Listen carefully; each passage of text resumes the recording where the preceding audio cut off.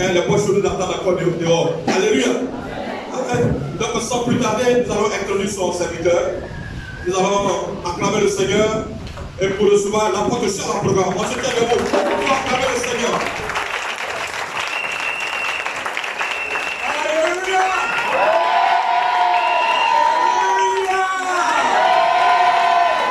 Who is the boss? Jesus.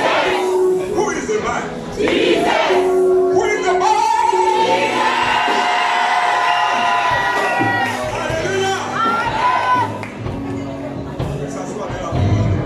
Que Dieu vous bénisse. Ça prouve que vous m'aimez, que vous êtes attentionné, que vous savez ce que j'apprécie. Et ça me donne vraiment chaud au cœur. Amen. Il y a déjà de cela plus de 5 ans que j'ai commencé à aller régulièrement aux États-Unis. Dans la quête de quelque chose. Quelque chose qui peut profiter à ma famille, mais aussi à l'Église. Vous savez qu'aux États-Unis, on peut tisser des alliances avec des églises qui sont beaucoup plus puissantes que nous. Amen. Qui ont beaucoup plus de moyens que nous. Amen. Je suis un peu parti aussi dans cette quête-là. Amen. Mais ça n'a pas été facile. Il y a des contraintes qui faisaient que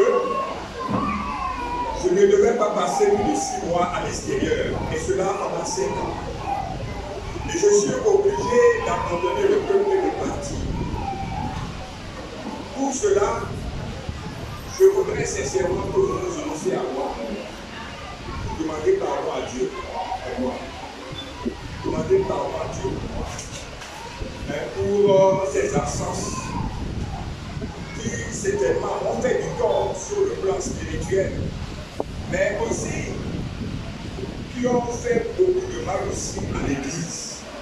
Parce que quand le berger n'est pas là, ce n'est pas pareil que comme il est là. Amen. Dans l'humilité, je reconnais que j'ai failli quelque part. Même si les intentions sont bonnes pour le moment, j'ai failli. C'est pourquoi je voudrais ce matin que vous unissez à moi et demandez pardon à Dieu. Demandez pardon à Dieu. Ce que je suis parti chercher, ça n'a pas été facile. On est passé par des soubresauts, on est passé par des séquences où tout devait se foirer. Mais grâce à vos prières, grâce à la bonté du Seigneur, tout s'est bien passé. Et je suis venu avec le César. Alléluia! Le Seigneur des Seigneurs. Alléluia! Dis merci à ton Dieu. Dis merci à Dieu pour moi. Unissez-vous à moi pour dire merci à ce grand Dieu. En ce jour solennel, dis-lui merci pour m'avoir honoré. Pourquoi il m'a honoré? Dans la famille, notre père est français. Et on devait tous devenir français. Mais il s'est fait que c'est une sœur. Et on tout fait que certains enfants ne puissent pas accéder à la nationalité française. Amen. Vous savez, c'est frustrant. Lorsque vous savez que vous avez droit à quelque chose et que des personnes méchantes s'élèvent pour contrer cela, ça fait mal. Mais il faut laisser dans la vérité. Amen. Parce que Dieu avait un autre plan pour moi. Dieu avait un plan plus puissant, plus grand, immense pour moi. Il dit non, toi, tu ne vas pas devenir français. Je réserve autre chose pour toi. Toi, tu vas devenir américain. Nous pouvons comprendre bien que ce qui est Dieu et que ça qui sont imprimés selon son dessein. Les gens que tu lui parles aujourd'hui, je n'ai pas grand de prime. attristé. Romains 8:28. Toutes choses concourent au bien de ceux qui aiment Dieu et de ceux qui sont appelés sur leur dessein. Si j'avais eu la nationalité française, bon, je m'excuse, ça ne vaut plus grand-chose aujourd'hui, même l'Union européenne, mais je n'aurais pas eu la nationalité américaine. Mais au moment où les choses se levaient pour me priver de cela, je vais vous dire quelque chose. Il y a très longtemps de cela, peut-être que je vous disais un peu vieux aussi. Qui ne répondait pas à mes prières. Amen. Alors qu'il faisait quelque chose de grand pour moi. Et je voudrais que lorsque vous demandez quelque chose à Dieu, que vous ne voyez pas, continuez, persévérer dans la prière. Il est en train de faire son travail. Amen. Envoyez dans un plan meilleur à ce que nous lui demandons. Amen. Bien-aimés, je voudrais être venus tous dans vos amis, très nombreux, pour m'accueillir, pour me manifester votre amour, votre attachement. Et cela me touche beaucoup. Je suis très très touché par ce marque de sympathie, d'amour, de solidarité.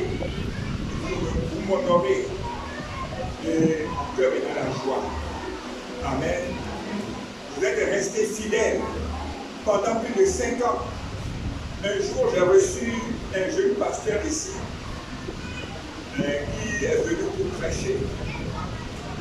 Le berger avait voyagé, il était parti en France. C'est lui qui a prêché ici. Mais dès qu'il est parti, ils ont déchiré l'église en lambeaux. Et chacun a pris une partie. Alléluia.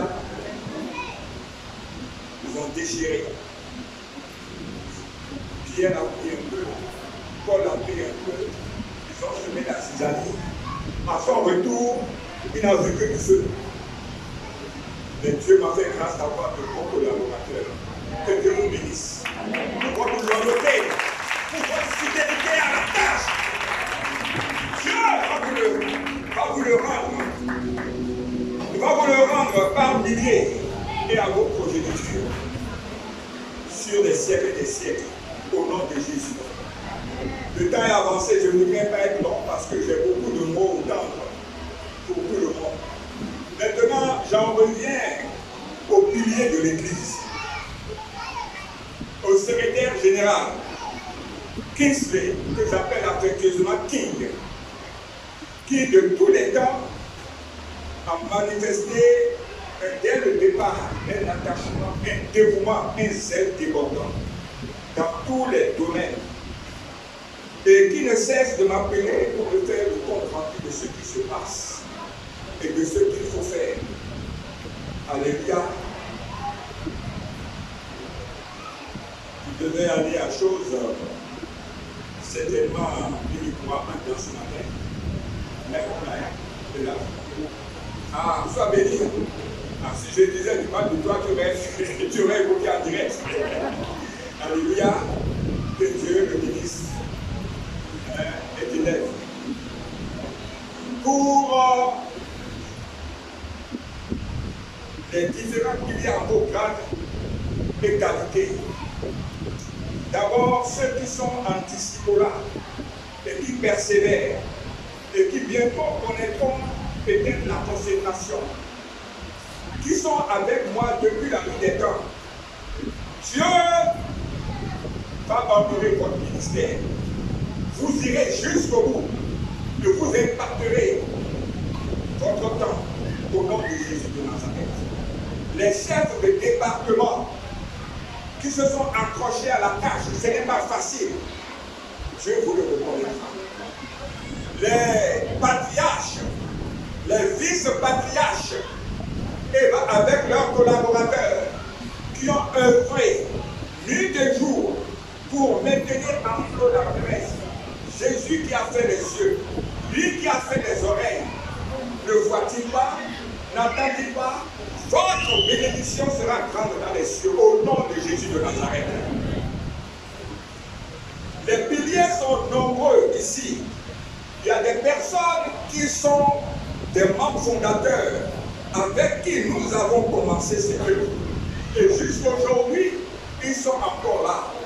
Comme je ne pourrais pas citer tout le monde, je ne vais pas commencer pour ne pas faire des jaloux parce que j'ai risque d'oublier. Sinon, il y a des noms qui me brûlent les lèvres. Mais vous connaissez. Amen. Parce que je risque de mettre certaines personnes et ça peut frustrer. Mais vous connaissez. Ils sont là. Depuis la nuit des temps, nous avons été ensemble. Covid est passé. Les difficultés sont passées. L'église a été ébranlée à plusieurs occasions. Mais ils sont tenus. Ils sont tenus. Ils ont tenu la brèche. Et nous sommes là aujourd'hui. Je suis très content de vous et fier de vous. Amen. C'est dit que je ne vais pas dire des noms, mais il y a des noms qui me brûlent les lèvres. Amen. Non, et vous tous, en vos grades et qualités, vous tous qui êtes des fidèles de la mairesse, des membres à part entière de la mairesse, même ceux qui nous visitent, leur train de vous visiter sur la terre, que le Seigneur vous bénisse et qu'il vous le rende au centre pour votre déplacement, pour ce moment que vous partagez avec nous. Beaucoup se sont un peu refroidis, c'est normal dans une église. Mais quand vous avez entendu que j'arrivais, vous êtes venus promptement, par amour. Peut-être que vous avez été frustrés, peut-être qu'il s'est passé des choses que vous n'avez pas aimées, mais vous avez surpassé tout cela pour être présent ce matin. Mais ce que je voudrais vous demander, il ne faudrait pas que ce soit une visite occasionnelle parce que je suis arrivé. Je vous invite à reprendre votre place à la messe. Je peux vous demander cela. Revenez, reprenez votre place. Nous devons continuer. La couronne se rapporte à l'arrivée, mais pas en chemin. Oubliez les frustrations, les manquements. Tant que nous vivrons sur la terre des hommes, il arrivera des moments où nous allons nous marcher les uns sur les yeux, les uns sur les autres, où nous allons faire des choses qui blessent même parfois. Amen. Mais pourquoi nous sommes chrétiens? Nous sommes chrétiens parce que nous sommes morts. Est-ce que lorsque tu gifles le cadavre, est-ce qu'il réagit? Nous devons être morts spirituellement. Oubliez tout cela et regagner vos places. Revenez à la mairesse. Revenez vos positions. Nous avons une œuvre à poursuivre et à construire. Est-ce que je peux compter sur vous? Je peux compter sur vous? Acclamez-vous vous-même.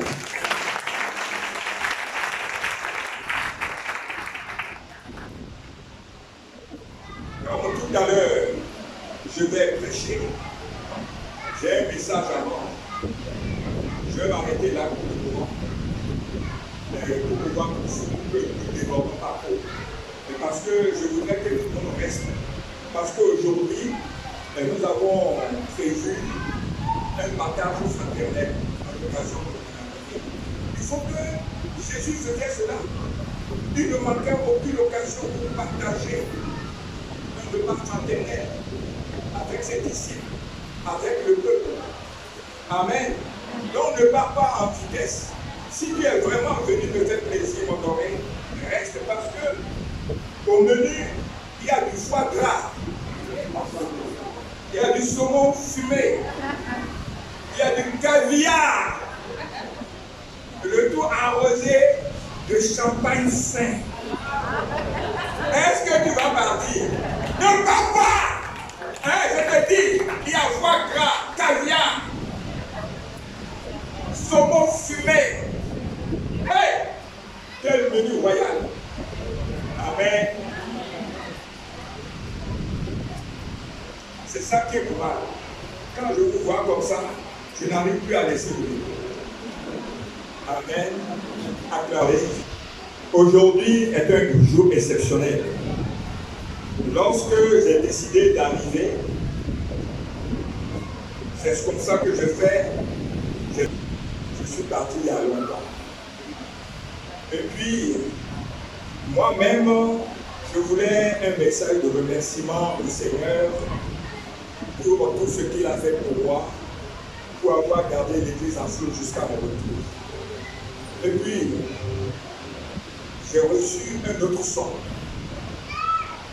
Et il m'a montré carrément le verset. Il a dit, il faut dire à mes enfants que leur heure d'entrée à Canaan a sonné. Je vais les emmener à Canaan, un pays où coule le lait et le miel. Le temps est arrivé, le temps est propice pour que mes enfants rentrent dans la promesse, dans le plan parfait, dans ma volonté parfaite, qui est d'amener mes enfants dans le jardin d'Éden. Oh. À Canaan, où coule le lait et le miel, le jardin de délices. Le temps est arrivé. Donne-leur plutôt ce message de ma part, parce que je suis sur le point de bénir. Je suis sur le point de rompre les liens ancestraux, les malédictions ancestrales,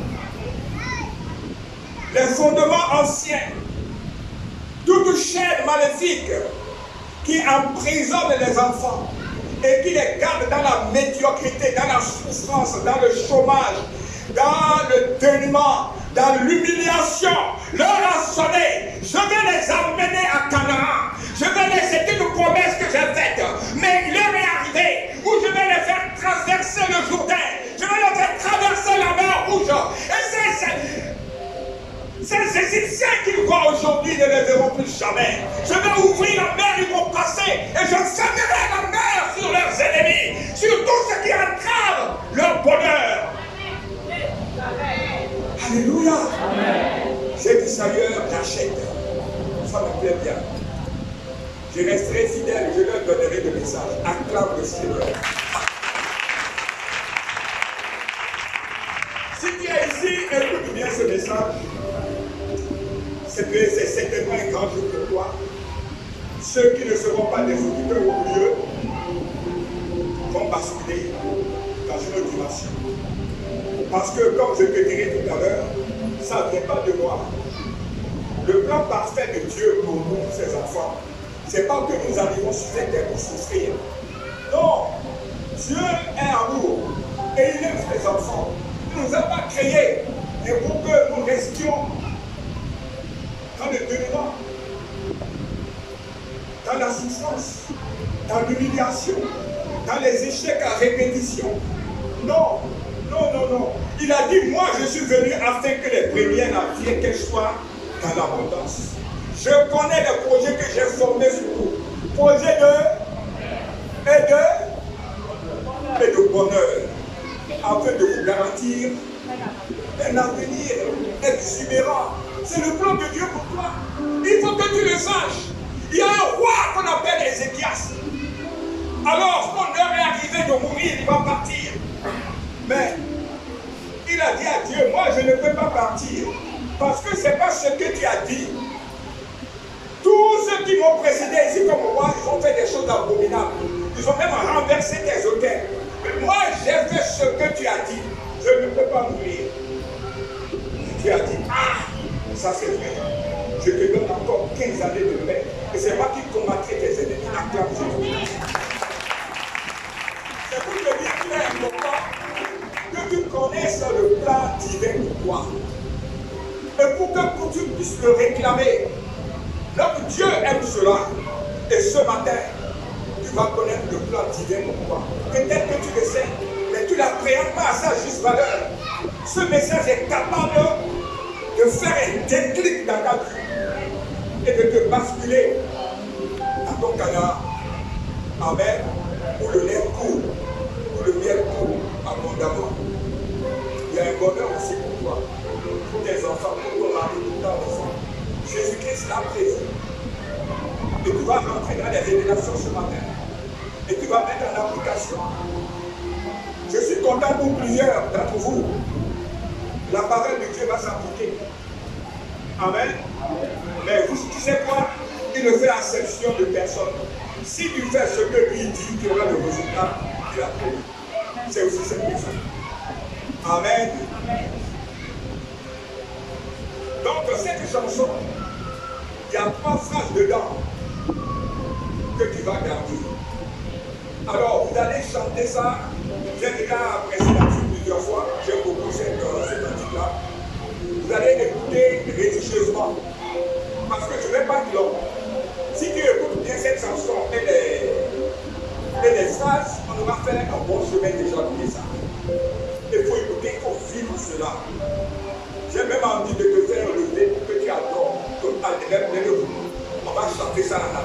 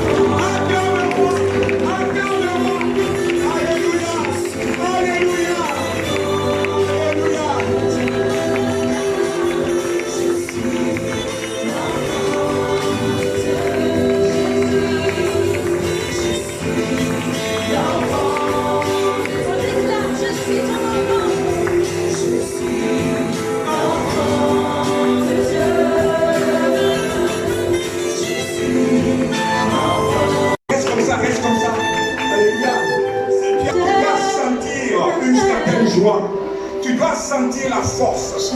Tu dois sentir que tu n'es pas quelqu'un d'ordinaire. Que tu es enfant du grand roi. Mais que tu es protégé. Mais que tu ne peux plus avoir peur sur cette terre.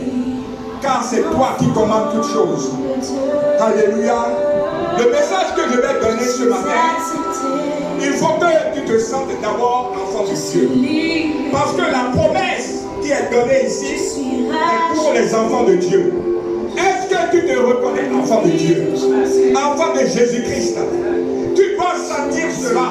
Le fait de te dire que je suis enfant de Dieu doit te donner la force. Doit te dire qu'aucun sorcier, aucun malheur ne peut t'arriver. Si ton père ne cautionne, parce que cette fois je veux te la communiquer à partir de cet instant. Quand tu dis je suis enfant de Dieu, je suis enfant de Jésus-Christ, cela veut dire que tu as les caractéristiques de Jésus. Quand tu vois un chien, quand tu vois un chiot, il ressemble à qui? Quand tu vois un chat, il ressemble à qui? Un chaton, il ressemble à son père. Toi aussi, tu as les attributs de ton père. Tu es invulnérable. Tu es inattaquable. À Jésus de Nazareth. Tu ne dois plus jamais avoir peur de qui que ce soit. Parce que Jésus t'a adopté. Il t'a dit que son sang tout dans tes veines. Est-ce que tu sens que quand tu as, vous savez ce qu'on appelle l'ADN, quand quelqu'un, tu es causé de quelqu'un, son sang s'éjecte pour l'emploi. Le sang de Jésus pour l'emploi. Quel est le sorcier qui peut te bouffer? Le sorcier peut bouffer le sang de Jésus, peut voir le sang de Jésus. Ce n'est pas possible. Mais la phrase pour laquelle vous avez écouté cela, il dit, ils font la mer. Vous n'avez pas vu? Ils font la mer pour sauver ses enfants. Tu sens la mer que je passe à travers pour échapper à mes ennemis. Et quand mes ennemis qui vont me poursuivre, il va les enfermer dans la mer. C'est ça. Alléluia. Et toi, tu passes à l'autre bord. Et tes ennemis ne peuvent pas te rejoindre. Tu sais pourquoi? Parce qu'à l'autre bord, tu dois passer à Canaan, Jésus de Nazareth. C'est pourquoi il a fondu la mer. Pour que les enfants d'Israël, qui étaient dans la souffrance en Égypte, passent de l'autre côté, où coule le lait et le miel.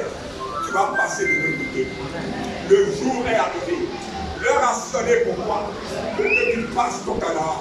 Pour que tu passes dans ton Canaan. Tu vas rentrer à Canaan. L'heure est arrivée pour toi. Tu as assez souffert. Tu as assez bricolé dans cette vie. Ton père se lève aujourd'hui pour te dire que prends pas la mer. Il te fait traverser la mer Rouge pour te faire rentrer dans ton Canaan. Pour va couler désormais le lait et le miel. Un pays de délices. Ces Égyptiens que tu voyais, tu ne les verras plus. Le chômage que tu voyais, le célibat que tu voyais, l'humiliation que tu voyais, tu ne les verras plus. Parce que l'heure est arrivée. Dis à ton voisin, le jour de mon entrée à Canaan est arrivé. Non, si tu lui parles comme ça, il même va dire, mais est-ce qu'il est convaincu? Comment lui dire? Le jour d'arriver dans mon Canaan est arrivé. Je rentre à Canaan aujourd'hui. Vous savez quoi? Lorsque Dieu décide de faire rentrer ses enfants à Canaan, rien ne peut l'arriver. S'il faut ouvrir la mer, il va ouvrir la mer pour que tu passes. S'il faut qu'il fasse que la fournaise ardente devienne glacée comme une chambre climatisée, il va le faire. Demande à Ben Nabo, Shadrach, Meshach. Alléluia. Même dans la fosse au lion, il va fermer la bouche des lions, des sorciers, des charognards, des vipères, pour te donner la victoire. Quand il décide de te passer à l'autre bord, rien ne l'arrête. Et c'est le message de ce jour. Acclame Jésus et accorde. Bien entendu le message de ce matin. Et nous allons lire sans plus tarder Jérémie 11, 3 à 5. Genèse 17, 8. Et nous allons finir par Jean 10, 10. Je prie le Seigneur pour nous être long. C'est que tu comprennes surtout que Dieu t'a fait une promesse. Et que tu comprennes surtout pourquoi cette promesse des enfants de Dieu n'arrive pas à rentrer dans cette promesse. Et il y a eu des exemples dans la Bible qui nous montrent ce qu'il faut faire pour rentrer dans cette promesse-là. C'est ce que je veux te faire comprendre. Pour que tu, en fait, tu puisses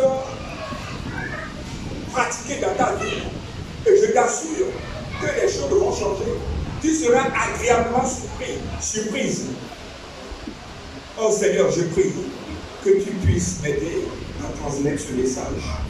Que les cœurs s'ouvrent et comprendre ce matin que tu leur as fait la promesse de les amener à Canaan, un pays de délices où coule le lait et le miel, où ils ne seront plus jamais perturbés, où ils ne connaîtront plus la souffrance, mais le bonheur, la paix et l'abondance. Je suis venu. C'est pour ça que tu es venu, papa. Je suis venu afin que mes brebis, mes enfants aient la vie et qu'ils soient dans l'abondance. C'est un testament. Ce verset est un testament. Pour toi, est-ce que tu sais ça? Jésus dit que c'est pour ça qu'il est venu. Il est venu pour que toi, tu sois heureux, heureuse. Que tu sois dans un endroit de paix, où il fait bon vivre. Pour que tu sois celle de la terre, lumière du monde.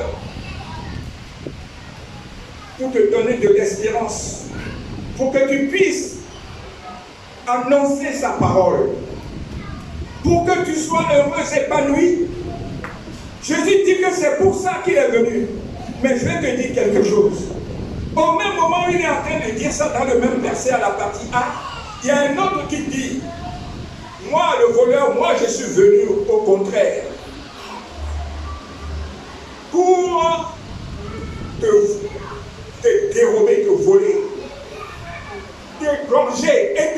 fruits. Mais Jésus dit non, moi je suis venu plutôt pour que tu aies la vie et que tu sois dans l'espérance. Mais par l'ignorance aujourd'hui, depuis le jardin d'Éden, les enfants de Dieu donnent droit à Satan de rentrer dans leur vie. Ils désobéissent à Jésus et donnent droit à Satan sur leur vie et humilient Jésus-Christ de Nazareth. Jésus dit ne mange pas le fruit. Mais le Satan vient dire non, mange le fruit. C'est un menteur. Il ne veut pas que tu te connaisses comme lui. Et c'est ce que l'homme a fait. Et ce matin, nous allons voir pourquoi, comment il faut faire pour ne pas suivre la voie de l'ennemi, pour que nous soyons. Ça te plaît? Ça te plaît? Acclame Jésus. Amen. Ah, tu n'as pas affiché? Ça ne marche pas? Ah, ok. Alors, je lis la parole de Dieu. Dis-leur, ainsi parle l'Éternel, le Dieu d'Israël. Maudit soit l'homme qui n'écoute point les paroles de cette alliance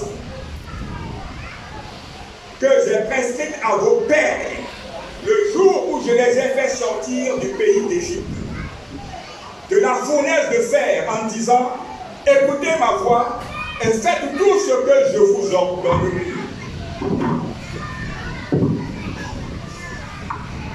Et le bien, c'est une promesse. Mais tu dis ici, ce n'est pas seulement pour les enfants hébreux, c'est pour toute la créature au fait. Parce que depuis, il n'y a plus ni grec, ni juif. Amen. La promesse est pour tout le monde, pour toi et pour moi. Comme vous le voyez aujourd'hui, et je réponds Amen éternel. Donc, ce que je veux te faire voir ici, voyez que les enfants étaient dans la souffrance. En Égypte, la souffrance est terrible. On ne va pas lire ces passages-là, je n'ai pas le temps. Mais vous savez tous que lorsque vous êtes en esclavage, parfois l'esclavage est pire que la mort. Comprenez-moi comme ça. Et les enfants ont fait des choses qui ne sont pas bien. Et c'est Dieu même qui a suscité Nebuchadnezzar pour les amener en esclavage. Pour les enfants de Dieu étaient dans une souffrance innommable. Comme aujourd'hui, beaucoup d'entre nous, malgré les promesses de Dieu pour nous, vivent dans des conditions extrêmes de souffrance, d'humiliation, de manquement, dans la maladie. Il n'y a même pas de quoi acheter d'autres dans le célibat. Le célibat est une maladie. Gloire à Jésus. C'est stressant. Le chômage, les dénouements, on ne sait même pas comment scolariser les enfants. Mais pourtant, nous sommes enfants de Dieu. Donc, ce n'est pas seulement les enfants hébreux. Aujourd'hui, bon nombre de chrétiens sont dans la souffrance. Malgré les promesses que Dieu nous a faites. Pourtant, ces promesses sont réelles. Mais pourquoi les enfants de Dieu ne rentrent pas dans la promesse? Pourtant, Dieu dit, je veille sur ma parole pour l'accomplir. N'est-ce pas? N'est-ce pas? Mais tout le monde ne rentre pas dans la promesse. Dans 11 jours, dans 10 jours, c'est fini. Vous allez rattraper le temps perdu. Moi, je vais vous amener à Canaan. Beaucoup de lait, le bonheur, la paix, la joie. Le bonheur, ce sera le Pérou. Tu auras les pieds à l'éventail à la plage. Le poulet rôti à table. Tout est à l'heure.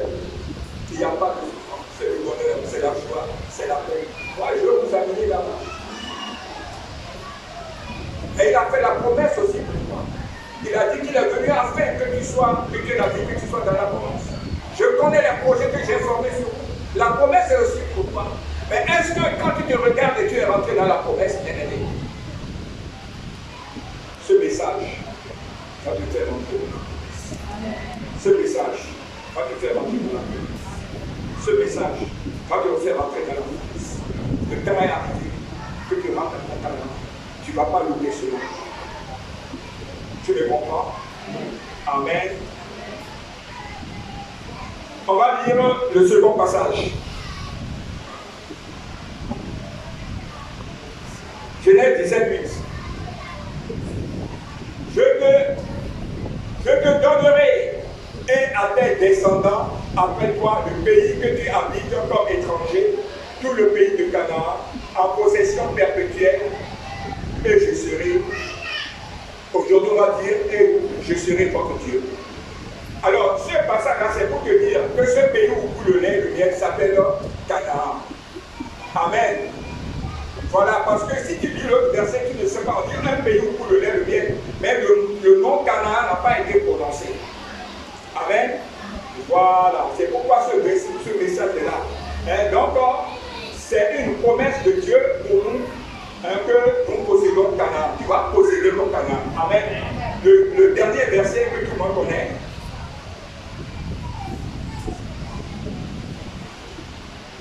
Le voleur ne vient que pour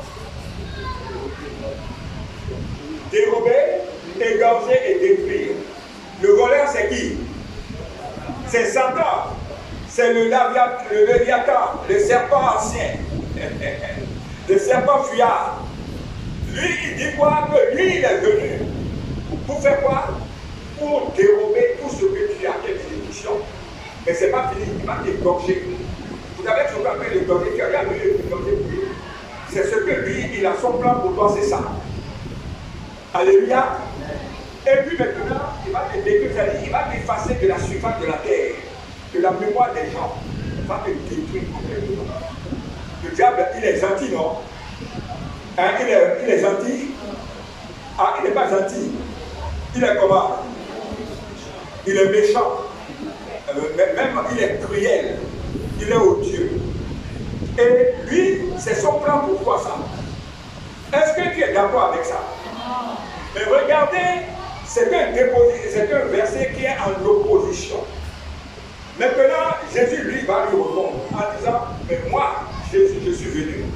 Pour que ces enfants dont tu parles, que tu veux égorger, détruire, là, moi, je suis venu plutôt pour qu'ils aient la vie. La vie, c'est que tu dois être en bonne santé, le bien-être.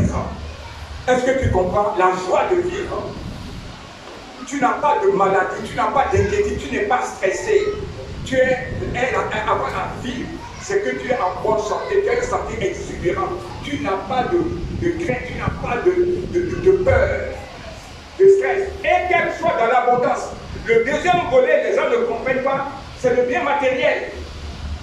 Tu seras dans l'abondance, c'est-à-dire que l'argent, tu l'as. Le matériel, tu l'as. Est-ce que c'est voiture? Est-ce que c'est piscine? Est-ce que c'est des avions? Est-ce que c'est des bateaux? Tu es calmé. C'est ça. Et c'est ça le plan de Dieu pour ses enfants. C'est le plan de Jésus-Christ de Nazareth. C'est sa volonté parfaite. Jésus veut. Il dit que moi je suis venu. C'est pour ça que je suis venu sur la terre. C'est pour ça que je me suis fait cher. C'est simplement pour que toi, j'aille à la croix pour te donner ma vie. Pour te racheter. Toi qui as péché. Et le salaire du péché, c'est la mort. Mais moi, je viens prendre ta place. Je me substitue à toi. Et je donne ma poitrine pour qu'on me tue. Pour que toi, tu puisses vivre. Pour que tu aies l'espérance du salut. Mais Jésus n'a pas compté. Dieu est amour. Jésus nous aime. Il nous aime d'un amour débordant. Jésus nous a tellement aimé. Dieu nous a tellement aimés qu'il se fait chair. Il est devenu chair. Il est devenu comme toi et moi et a marché parmi nous. Et on l'a humilié. On l'a frappé. On a craché dans son visage. Et des gens qui n'avaient pas de pâte dentifrice. Voyez un peu les odeurs. On l'a percé. On l'a tué. La Bible dit comme un agneau qu'on emmène à l'abattoir. Il n'a rien dit. Il n'a rien dit, tu sais pourquoi? Parce qu'il devait te racheter. Le salaire de la mort, le salaire du péché, c'est la mort. Ils ont tous péché, ils sont privés de la gloire de Dieu. Mais Jésus dit, il n'en sera pas ici. Moi, je suis venu. J'irai à la croix pour eux. Et je vais les sauver. Je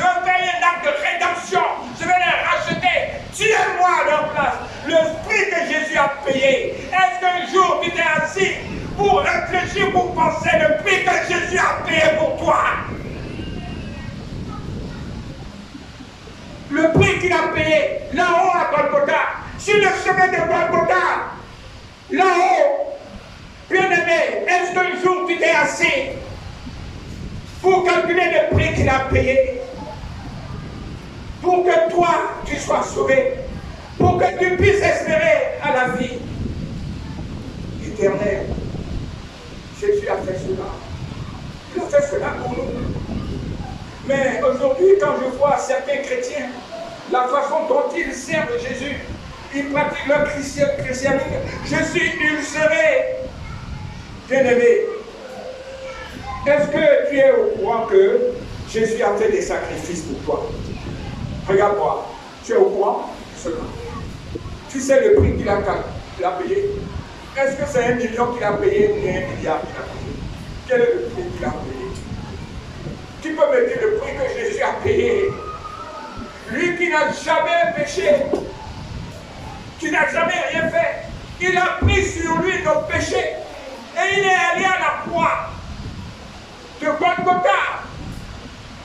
Il a pris tes péchés sur lui pour que toi, tu n'aies plus de péché, pour que toi, tu puisses vivre et puis lui, il est mort à ta place.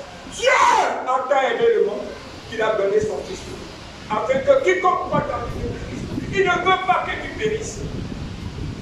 Tu penses à ça, je voudrais que en une seconde, tu penses à Jésus.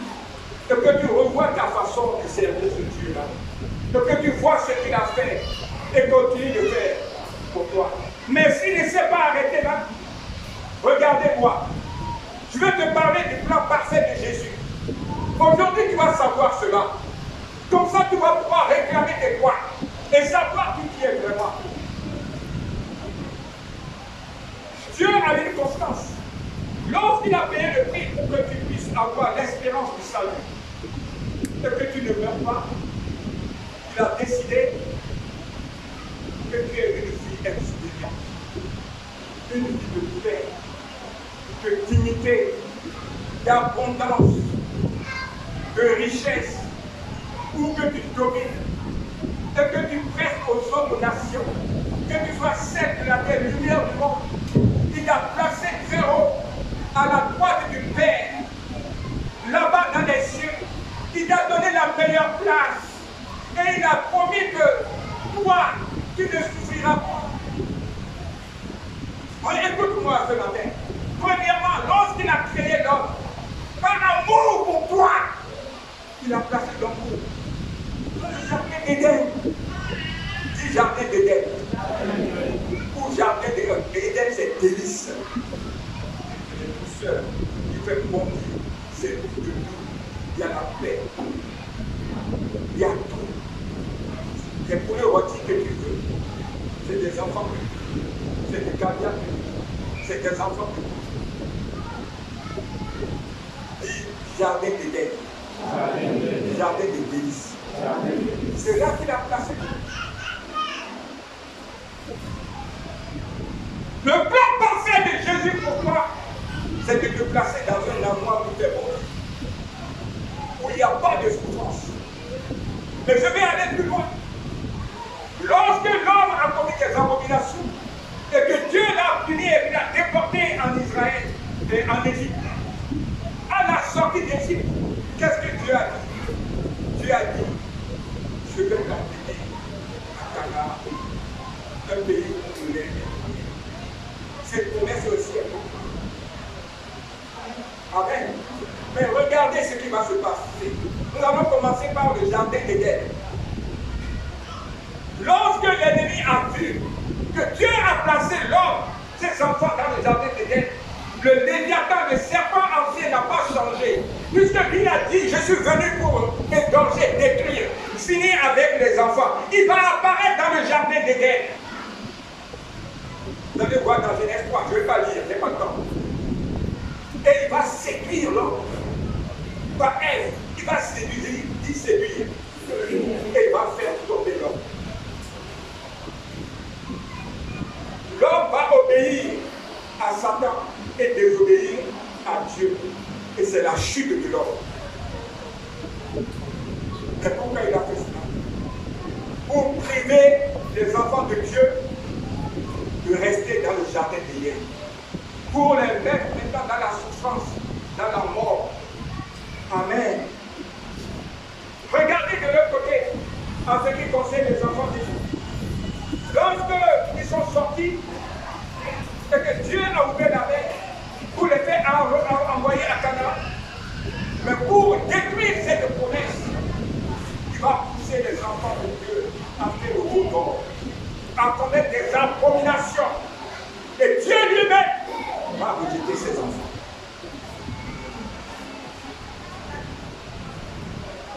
600 000 sans compter les ramassis.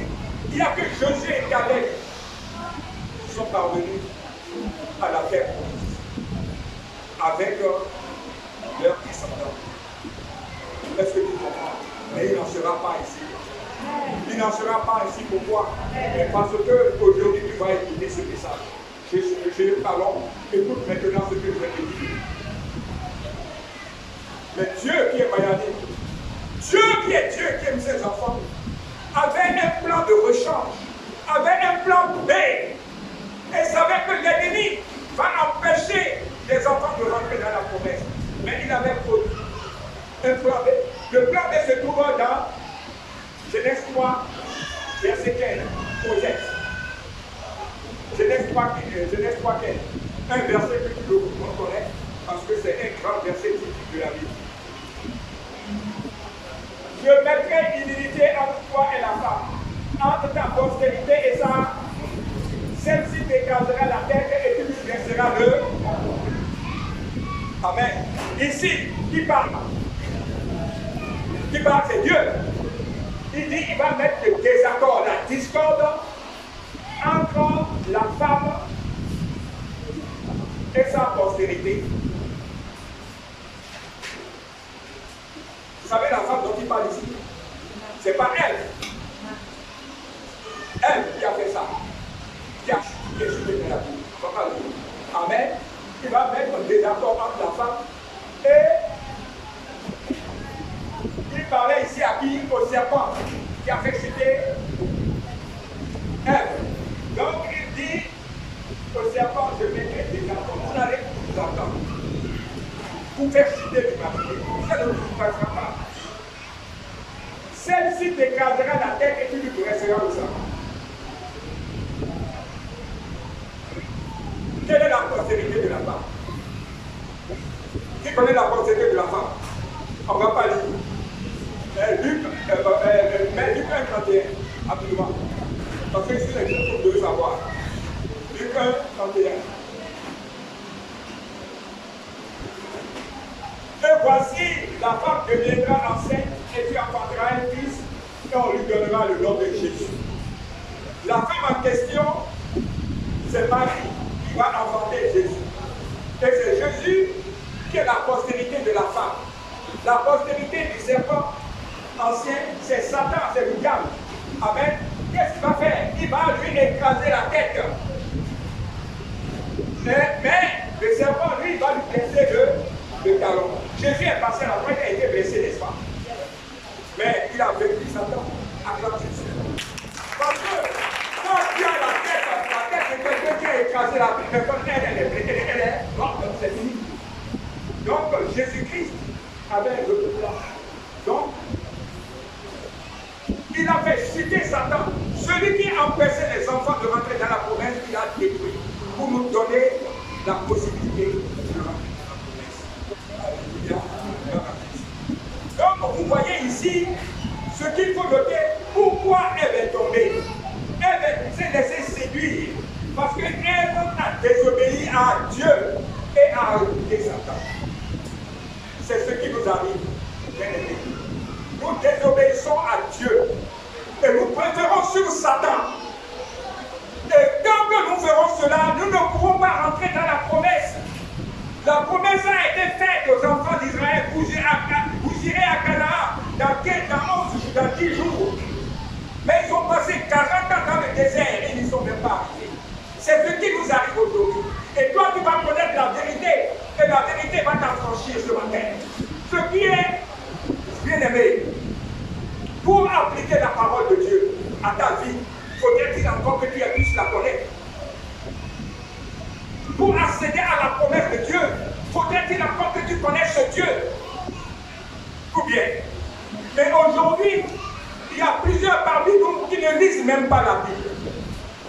Ils ne viennent même pas aux enseignements pour connaître quelle est la promesse de Dieu, quelle est la démarche. La voix vient de ce qu'on entend, et ce qu'on entend vient de la parole de qui? De Dieu. Je ne ferai jamais n'importe quoi avec vous. Je vais vous dire la vérité. La promesse, elle est grande, elle est pour nous. mais elle est accessible à condition que tu cherches à connaître ton Dieu. Si tu ne connais pas ton Dieu, tu ne peux pas connaître la marche à suivre pour rentrer dans la promesse. Mais la promesse est grande pour toi. Tu as un choix à faire ce matin, bien-aimé. Est-ce que tu veux végéter dans ta vie, dans laquelle tu te trouves aujourd'hui, ou bien tu vas prendre une décision aujourd'hui? Tu vas faire le contraire. Vous savez, j'ai toujours dit que les enfants hébreux, ils ont des excuses. Parce que eux, en leur temps, ils n'ont pas vécu d'expérience pour voir ce qu'il faut faire pour ne pas tomber. C'est pourquoi quand Moïse est parti chercher la loi sur le mont Sinaï, ils ont commencé à faire des abominations. Ils ont fait le veau d'or. Et Dieu s'est fâché et a dit, bon, je ne vous amènerai plus à Canaan. Et les a détruits dans le désert. Mais toi, tu n'auras plus d'excuses. Parce que ce matin, moi, je suis venu te dire que les enfants hébreux ont désobéi à Dieu. Ils ont commis des abominations. Ils ont lâché la main de leur bienfaiteur. Il a ouvert la mer pour qu'ils passent. Il faisait déplacer la nuit, le jour. Il mettait la protection pour qu'il ne soit pas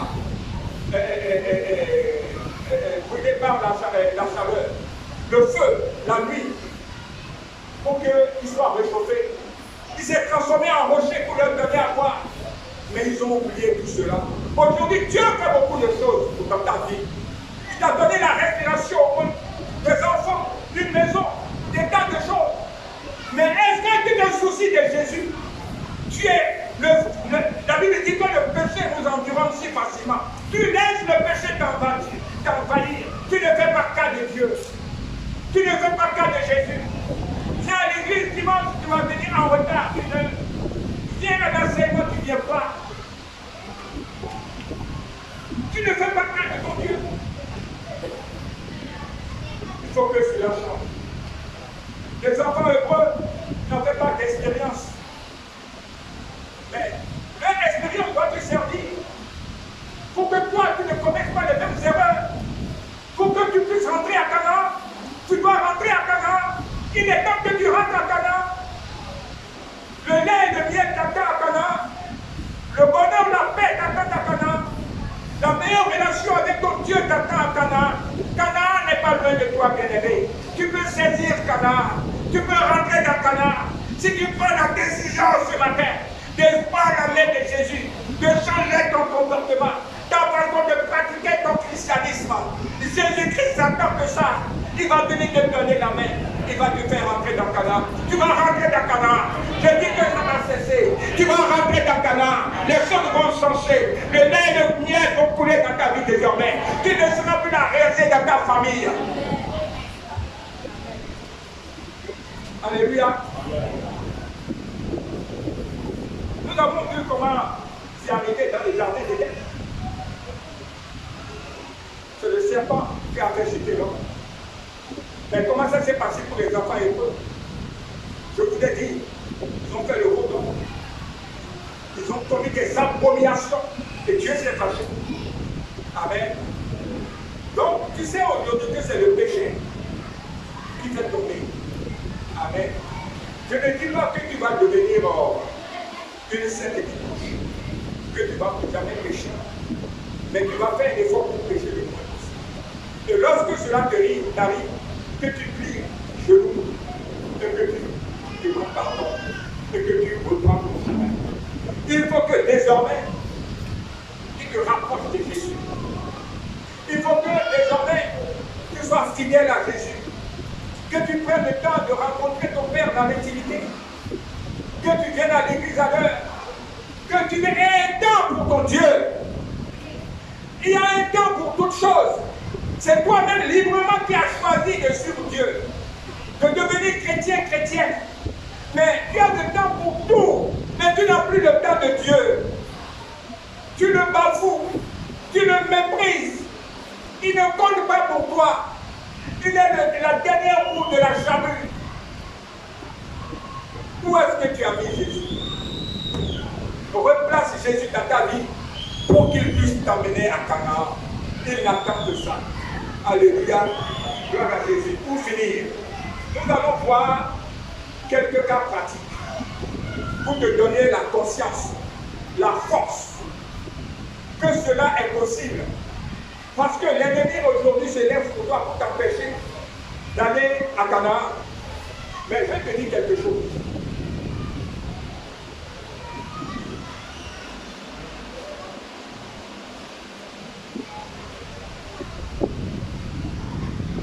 Nous avons prié.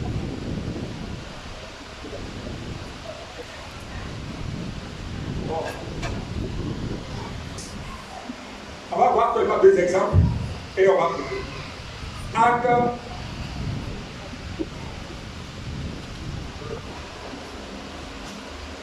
Donc ils ont été attrapés et on devait les tuer comme Jacques le lendemain.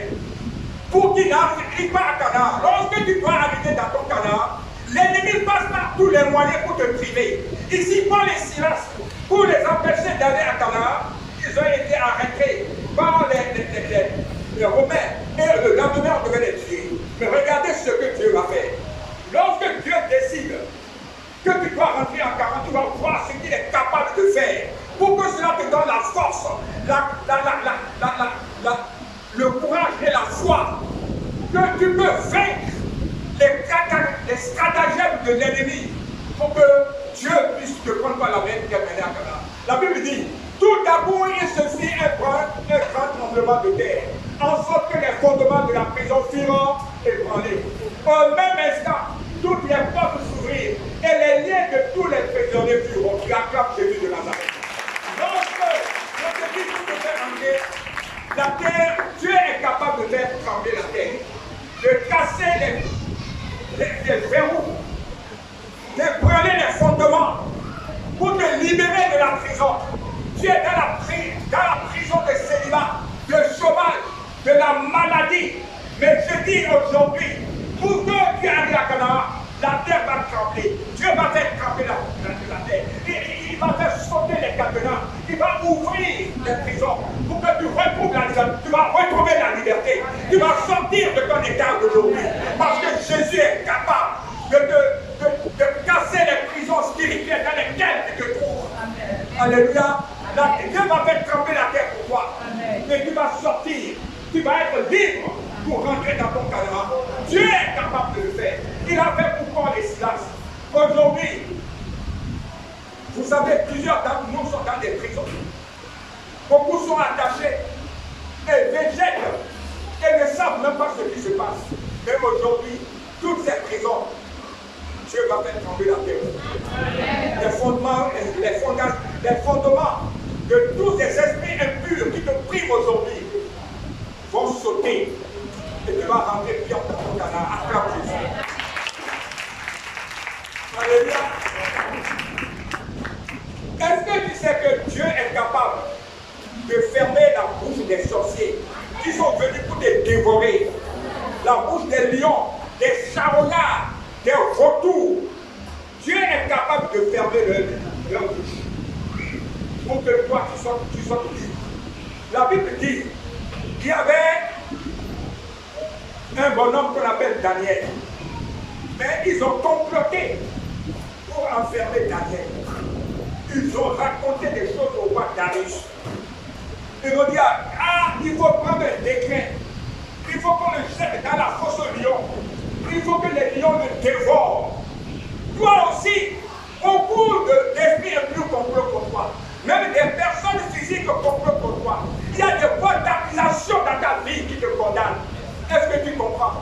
Il y a des personnes qui passent leur temps à parler pour te détruire, à faire des incantations pour te détruire, qui ne veulent pas te voir réussir, qui ne veulent même pas voir que tu fasses des enfants, qui ne veulent même pas que tu aies un travail, que tu guérisses de la maladie. Ce sont des voix d'accusation. Ce sont des voix qui s'élèvent contre toi. Ce sont des voix ennemies. Mais ça s'est passé avec Daniel.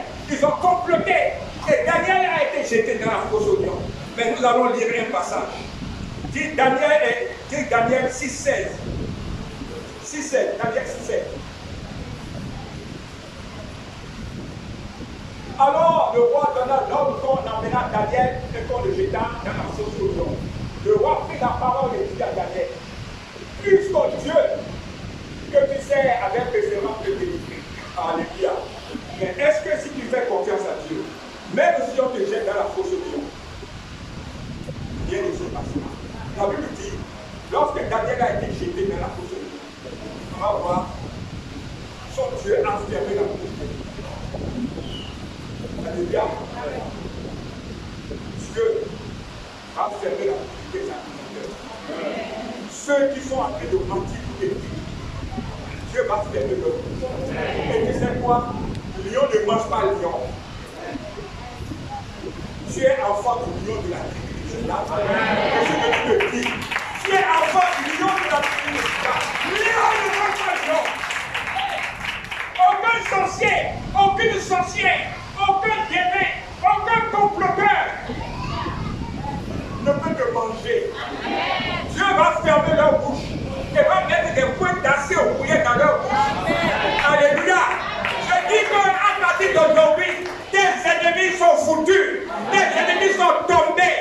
Tu vas t'élever le jour d'entrer dans ta gloire, quand ton camarade est arrivé. Parce que le voix d'accusation pour se taire. Ton Dieu va te fermer la bouche. C'est le respect qui va te bouillir.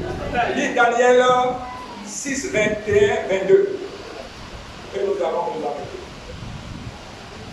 Daniel 21, 22. Et Daniel dit au roi, roi, dit éternellement, mon Dieu a envoyé son âme et fermé la gueule des lions qui ne vous fait aucun mal, parce que j'ai été trouvé innocent devant lui et devant toi non plus. Oh roi, je n'ai rien fait de vous. Acclame Jésus.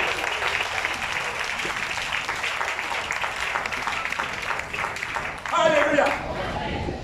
Tu vas rentrer à Canaan. Alléluia. Ton Dieu a fermé la bouche aux sorciers, aux sorcières, aux pas d'accusation, aux incapables de faire. Il va te mettre dans ton Canaan. Le temps de souffrance est terminé. Le temps de souffrance, le temps de l'humiliation est terminé. L'heure est arrivée où tu vas rentrer dans ton Canaan. Un pays où tout de l'air de guerre et qui a pris des délices et du plaisir extrême pour toi. Alléluia.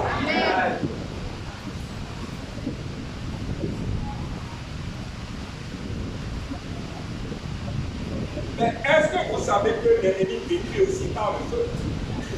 Vous savez cela? Très souvent, l'ennemi détruit par le feu. Très souvent, nous sommes consumés. Tu es là, tu crois que tu vis, mais toi, tu es consumé. Ta besoin est consumé. Tes biens sont consumés. Tu as des comptes à banque, mais tes comptes à banque sont vides. Tu as des magasins, tu crois que tu as des articles. Non, tout est brûlé. Si tu avais des yeux spirituels, tu vas voir que le feu a consumé tes marchandises. Tu vois, tu n'as pas de bénéfice. Ça ne se multiplie pas. Parce que chaque fois que les articles arrivent, Satan les consume. Tu n'as pas de retour d'investissement. Tu travailles bien, mais tes carnets de commandes sont vides. Le feu détruit tes commandes. Le feu éloigne tes clients. Est-ce que tu sais ça? Cela n'arrivera plus. Parce que l'ennemi fait cela pour que tu n'arrives pas à Canaan. Simplement. Alors cela est arrivé dans la ville. Avec Négo, Shadrach, Meshach. Alors, ils ont dit qu'ils ne vont pas adorer le Dieu, la statuette du roi. Et les comploteurs se sont levés. Ils ont raconté des histoires. Bon, on va les détruire, on va les mettre dans la fournaise à blanc. On a chauffé la fournaise à bloc. Amen. Et il va se passer quelque chose. Bien aimé, il faut le dire rapidement. Daniel 3, 24, 27.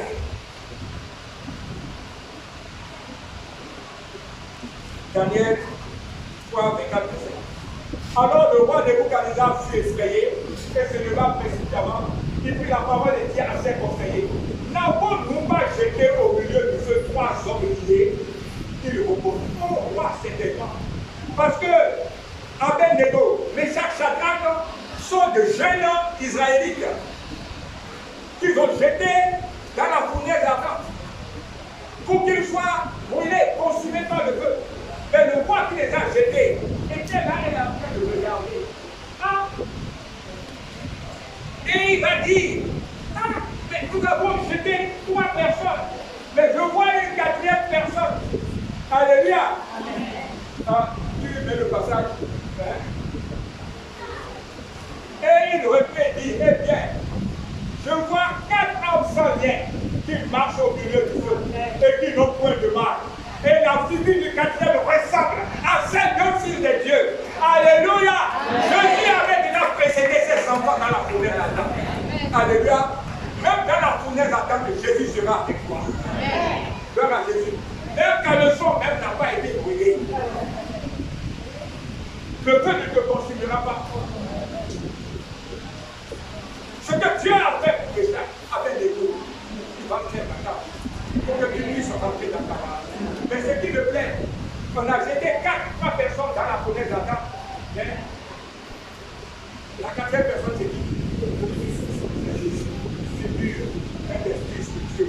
Alléluia. Même dans la fournaise ardente, Jésus sera avec toi. Va permettre que tu rentres dans la fournaise ardente à partir de ce jour. Amen. Est-ce que tu comprends? Est-ce que tu as ces paroles de donner la foi? Que tu es capable de rentrer dans ton Canaan. Que ce que Dieu veut, son plan parfait pour toi, c'est que tu rentres à Canaan. Et que quand il décide de t'amener à Canaan, rien ne te résiste.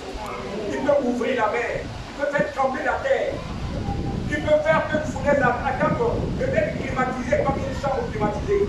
Alléluia. Ton Dieu va le faire pour toi. Parce que l'heure est arrivée que tu rentres à ton Canaan et tu vas rentrer à Canaan. Je confesse et je prophétise ta vie que tu vas rentrer dans ton Canaan. L'heure est arrivée où les enfants de la Péresse vont tous, autant que vous êtes, rentrer dans votre Canaan. Et puis rien ne sera comme avant. Attends Jésus.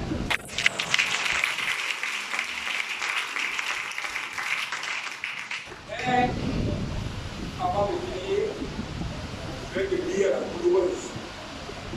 Quand nous voyons pour que Dieu puisse agir, il faut que nous restons enfants de Dieu. Nous avons vu que c'est le péché, les abominations qui ont fait que Dieu a léché les enfants hébreux. Amen. Et les a livrés. Amen. Toi aussi, tu vas faire l'effort de chercher à te rapprocher de ton Dieu, à chercher à connaître ton Dieu, à faire un effort pour venir aux enseignements, venir au culte à l'heure pour avoir la meilleure relation avec ton Dieu. Parce que tu ne peux pas t'amener à Canaan si tu ne le connais pas. Il faut chercher à le connaître. Il faut avoir la meilleure relation avec ton Dieu. Et je suis certain qu'il va t'amener à Canaan. Que Dieu nous sommes.